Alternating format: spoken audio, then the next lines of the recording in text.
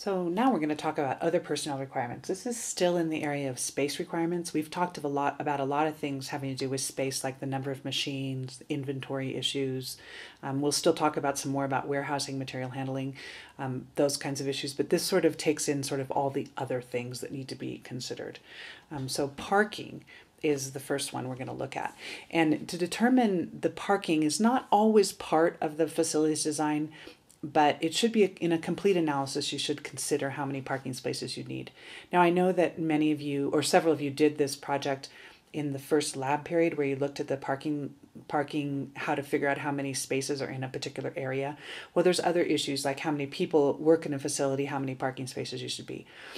And this is covered in chapter, I think it's chapter, oh gosh, I can't remember, chapter 4, I think, where it talks about parking. And so you'll need to know how to do that for the final or the midterm. I'm not going to go through it, but I'm just saying you need to understand how to determine how many parking spaces.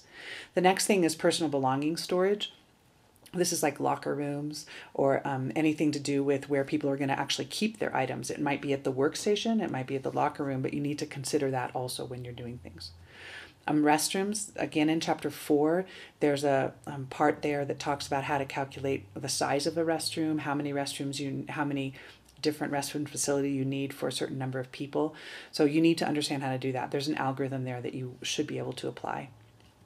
For food service, again in chapter 4, they talk about food service issues, about designing a cafeteria, designing a kitchen, but also looking at break room. If you're going to have a place where there's going to be people taking a break and having some food, you need to make sure that you are understanding the requirements of that.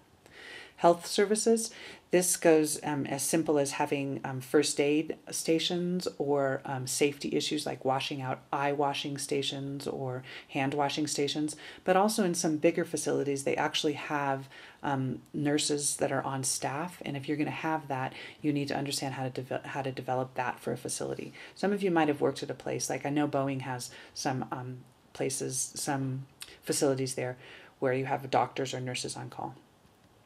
The other thing you need to understand is barrier-free compliance.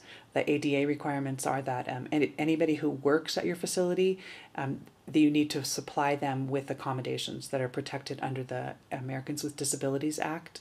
And those are almost any kind of accommodation that is necessary for an employee. You don't have to provide accommodations for people that aren't working for you, but you can't not hire somebody because you don't have the accommodations. So many good facilities build in things like ramps, wide enough aisles, facilities for wheelchairs that will aid people with disabilities. And that is something you need to consider when you're designing something. Architects do take that into account, but not always and not everywhere. The next thing is office planning. Most facilities require some offices, and to understand how to do that, you need to understand what is required in an office and how to actually look at an office facility and decide how to plan it. And the last area is shipping and receiving.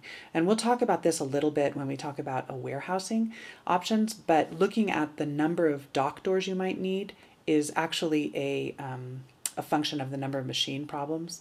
So like how many dock doors, considering how much you're going to use them, what's the arrival rate, things like that. This is also can be a very creative queuing problem when you're looking at the number of dock doors. So looking at this as another thing you need to consider in personnel.